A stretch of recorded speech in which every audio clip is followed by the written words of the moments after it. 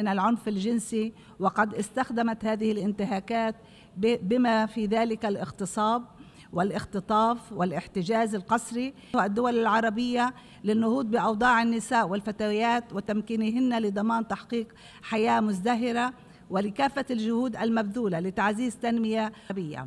وفي إطار التشاور لتحديد موقف عربي موحد في المحافل الدولية، اتفقنا على العمل معا أشكر معالي وزيرة شؤون المرأة في دولة فلسطين.